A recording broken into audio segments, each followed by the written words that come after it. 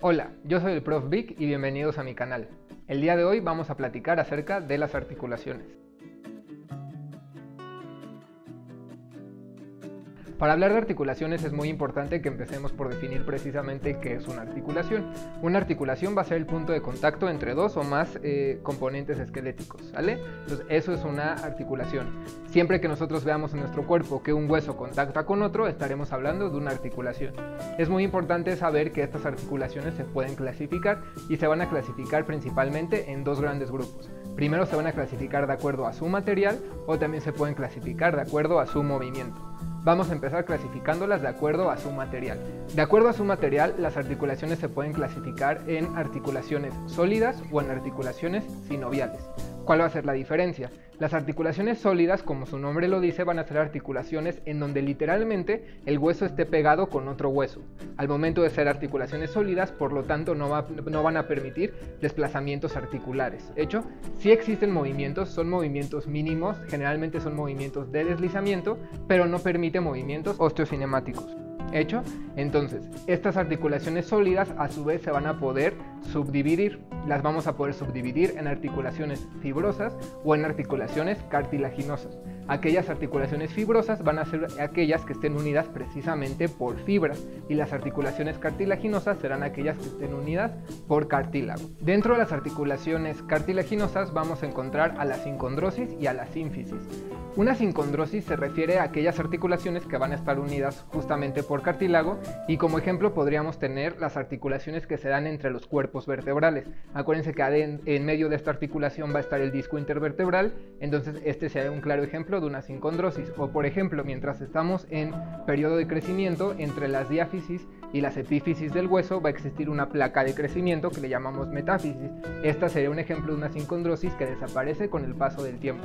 Y finalmente tenemos la sínfisis, que esta sínfisis, por ejemplo, podríamos poner el caso de la sínfisis del pubis. Tenemos un hueso ilíaco con otro hueso ilíaco que se unen pubis con pubis y me permite hacer una articulación en sínfisis. Lo único que hay ahí en medio es una pequeña placa de cartílago. Dentro de las articulaciones fibrosas vamos a tener tres tipos: a las suturas, a las gónfosis y a la sindesmosis. Por ejemplo, las suturas del cráneo, ¿sale? Lo único que hay es fibra. Las gónfosis se refiere a las articulaciones que existen entre los dientes y la sindesmosis se refiere a las articulaciones que existen, por ejemplo, entre el radio y el cúbito y la tibia y el peroné. Lo único que tenemos ahí es una membrana interósea. Hecho, entonces esa sería la clasificación de las articulaciones sólidas. Ahora vámonos con la clasificación de articulaciones sinoviales. Una articulación sinovial va a ser aquella articulación donde los huesos están en contacto, pero existe un pequeño espacio entre ellos.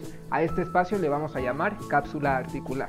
Y esta cápsula articular va a estar dividida por dos partes diferentes: una membrana sinovial interna y una membrana fibrosa externa. La membrana sinovial interna, como su nombre lo dice, es una pequeña membrana. Imagínense que es una bolsita que va a estar llena de un líquido que se llama líquido sinovial. Es precisamente este líquido el cual viaja y está ahí nutriendo este espacio del cual les hablaba hace ratito, para permitir que el hueso con el hueso no roce, no choque y no se desgaste.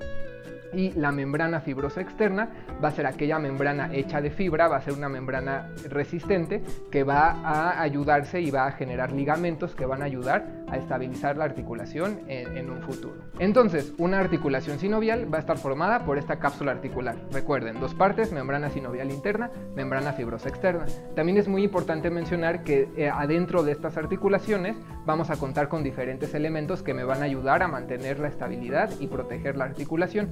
Por ejemplo, puedo encontrar diferentes almohadillas grasas que las podemos llamar bursas o meniscos dependiendo la articulación de la cual estemos hablando, y también vamos a encontrar una capa de cartílago hialino que va a estar protegiendo cada extremo del hueso y que va a evitar erosión.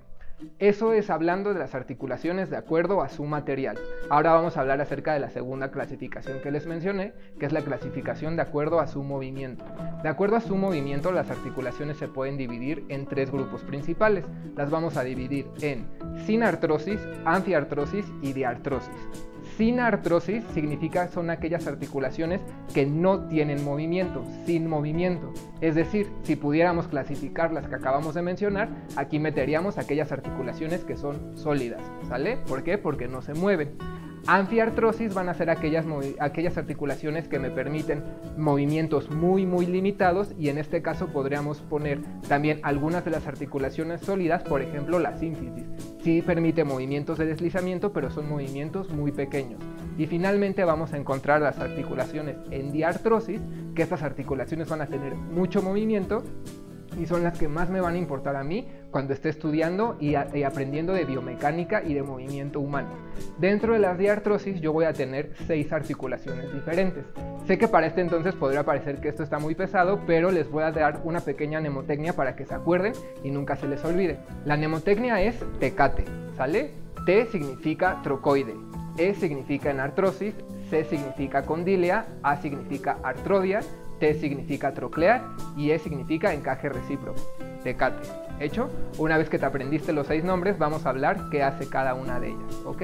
La primera articulación que vimos es la articulación trocoide. Esta articulación va a ser una articulación uniaxial. Recuerda que en un video previo hablamos acerca de planos y ejes. Si no lo has visto, te invito a que veas el video, te lo voy a dejar aquí en la cajita de descripción para que puedas ir y estudiar acerca de planos y ejes. Esta articulación, como te mencionaba, solamente permite movimientos en un solo eje, solamente va a permitir movimientos de rotación. Y esta articulación es bastante característica, ¿por qué? Porque un hueso va a girar sobre su propio eje y va a permitir los movimientos. ¿Hecho?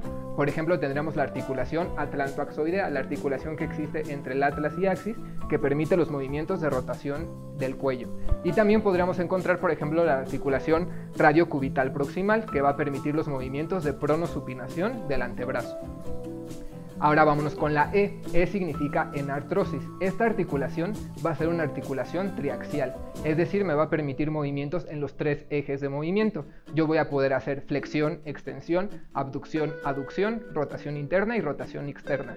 En el cuerpo solamente tenemos 2 articulaciones en enartrosis, que van a ser la articulación glenohumeral, es decir, la articulación que está en el hombro, y la articulación coxofemoral, que es la articulación que está en la cadera.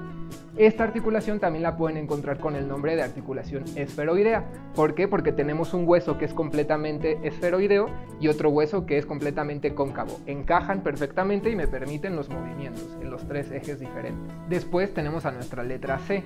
C significa condilia. La articulación condilia va a ser una articulación que también pueden encontrar con el nombre de elipsoidea. Esta es una articulación que, si bien sí tiene cierta concavidad y convexidad, no es tanta, es decir, tiene una pequeña parte que es plana y por lo tanto solamente le permite movimientos en 2 ejes, es decir, es biaxial. Va a permitir movimientos de flexión, extensión, de abducción y de aducción. Por ejemplo, la articulación que podemos encontrar en la muñeca.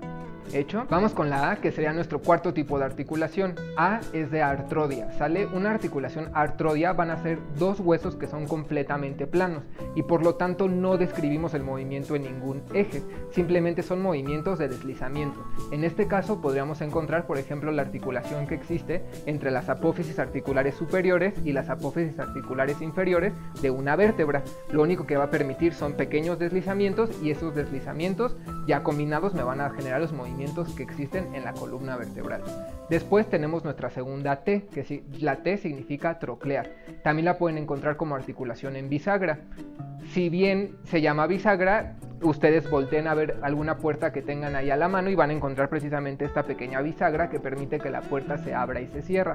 Por lo tanto, lo mismo ocurre en nuestro cuerpo. Lo único que va a permitir son movimientos de flexión y de extensión, es decir, se mueve en un solo eje. Ejemplos de esta articulación lo podríamos encontrar en el codo, en la rodilla y, por ejemplo, en las articulaciones interfalángicas de nuestros dedos. Y finalmente tenemos nuestra segunda E, que significa encaje recíproco, o también la pueden encontrar como articulación en silla de montar. Para que no se les olvide, imagínense un caballo e imagínense que le van a poner su silla donde ustedes se montan.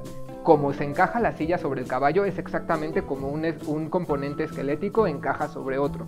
Por lo tanto, esta articulación de igual forma solamente me va a permitir desplazamientos en 2 ejes, es decir, me va a permitir hacer flexión, extensión, abducción y aducción. Un ejemplo claro de esta articulación sería la articulación esternoclavicular. ¿Hecho? Y con esto finalmente llegamos al fin de nuestro pequeño resumen de articulaciones. Si bien hay muchas cosas más que mencionar, creo que este pequeño resumen te puede ayudar a que tú recuerdes las bases fundamentales de las articulaciones. En este video aprendimos a clasificarlas de acuerdo a su movimiento, de acuerdo a su material y describimos cada una de las características principales. Si quieres encontrar este apunte ya en físico, puedes ir allá al Instagram y descargarlo. ¿No lo puedes descargar de Instagram? Si te gustó este video, ayúdame dándole like, por favor suscríbete al canal, no se te olvide seguirme en Instagram, estoy como @apuntesdelprofvic, subo apuntes diarios, este apunte lo puedes encontrar allá, entonces ve, también suscríbete allá, recuerda que subo apuntes diarios y nos vemos en el próximo video. Muchas gracias.